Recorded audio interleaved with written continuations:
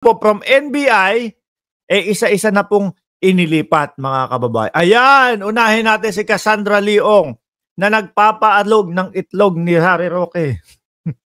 Alog-itlog na si Roque dyan, mga kababayan. Ano? Sabi ni Tina B, walang connect yan. Correct. So, ako ho ba, pag nakita nyo na may picture kay Mayor Alice Go, ibig sabihin, kami na. Naku. Maganda lang, pero naku, nakakatakot maging ano yun. Nakakatakot maging jowa yun. Ano ho? Oh, mga kababayan, eto, unahin natin yung nagpapaalog ng itlog ni Harry Roque. Kinakabahan na ho yan. Pag ito, nagsalita na, nag-umpisa na magsalita ito, mga kababayan, malamang sa alamang ho. Siguro, habang umiinom ng tubig si Harry Roque doon sa Senado, maalog-alog pa yan. Exciting bukas! Watch party na ito, Tina B. Naku po, mukhang mahaba-haba yun ah. Anyway, basahin natin.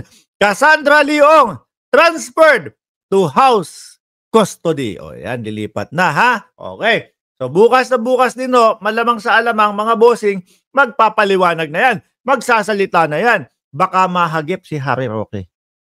No? Cassandra Leong arrives the Philippines on August 22, 2024 following their apprehension in Indonesia Bureau of Immigration. Kaya nga po sabi nila, mga kababayan, si Mayor Alice Go hindi pa din nakakalabas ng Indonesia. Malamang sa alamang yan, kumbaga, dyan din makukuha yang si Mayor Alice Go. And eto pa ha, mukhang pinaplano na dumiretso, no, ni Alice Go doon sa tinatawag na Golden Triangle, kung hindi ako nagkakamali. Ugad daw ho yun ng mga kung ano-anong mga sasamang loob. Ano ho? Talagang mukhang magpapakup-kup, no? Sa mga malalaking mga, kumbaga, mga triad, mga ganyan. Manila Cassandra Leong, who is being linked to a raided Philippine offshore gaming operation, POGO, in Porac, Pampanga, has been transferred to the custody of the House of Representatives on Monday from the National Bureau of Investigation. Ito ho ba si Cassandra Leong, ito ba yung nabanggit ni Harry Roque na hindi marunong salita ng Tagalog o miski English? Tama ba ako? Baka kailangan ng tulong mo, Harry Roque. No? Malamang sa alamang po, baka nandyan din si Harry Roque. Dahil po yung si ano pangalan nito? Nako, mapapasubo talaga si Harry Roque dito. Kasi si A.R. de la Serna ho, pinadala na din ng subpoena, mga kababayan, dahil ho dun sa hindi pag-attend sa mga hearing. Dun sa Quadcom hearing. Kinakabahan na ho yan, mga kababayan.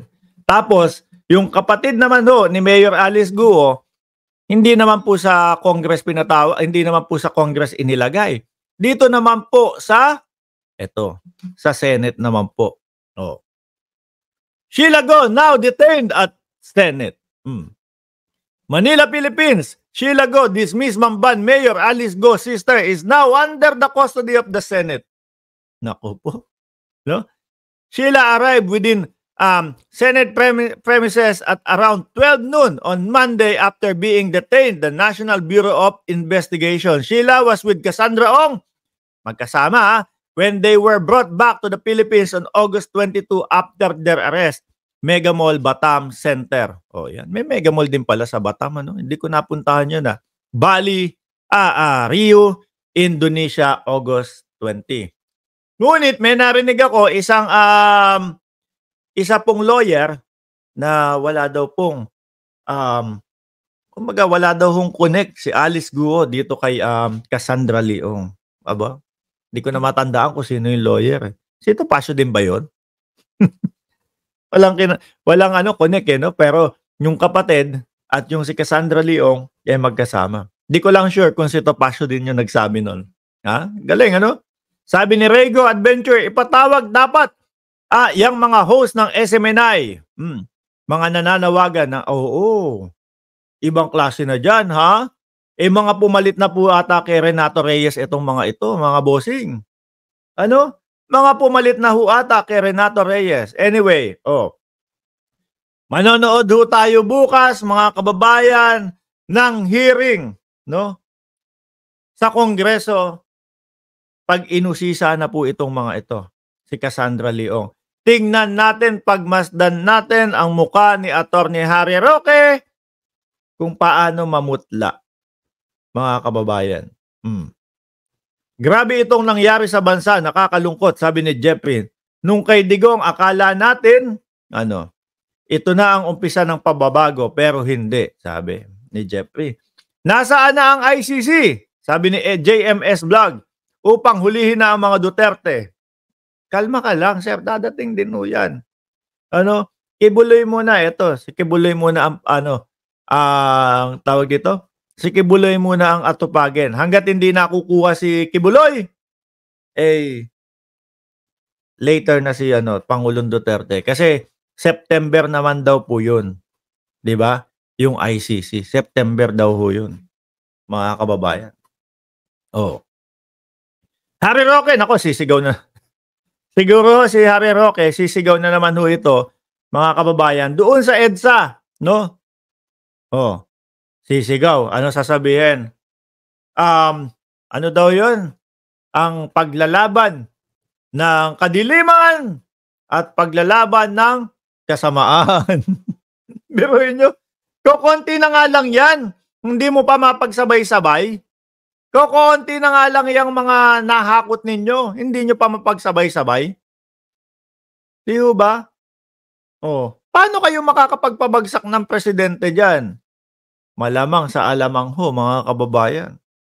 Pagkatapos ng Senate hearing, diretso sa EDSA, si Roque, with matching, 80 ang kasama. Yung bilang ninyo, tandaan nyo, hindi mapapabagsak kahit barangay tanod, sa kahit anong barangay. Malabo yan. Anyway, Nako, Baste Duterte. Puntahan natin ngayon yung topic dito kay Baste Duterte, mga kababayan. Ayun, nakita nyo ho, di ba yung title? Baka sabihin nyo, fake news si Mark Ramos. Sinasabi, huhulihin si Baste Duterte. Eto, nagsabi, Ko na lang po sasabihin. Ano sasabihin mo? Aarestuhin si Mayor Baste kapag pumunta ng KOJC. Nako! Baka natakot lang talaga. Sino naman naaresto kay Baste Duterte? Di ba? Baka natakot lang talaga. Akala niya makakasindak siya. Akala niya masisindak niya yung matikas na general. Wala. Di ba? Hindi umubra. Nung sumagot na si General doon sa pananampal niya,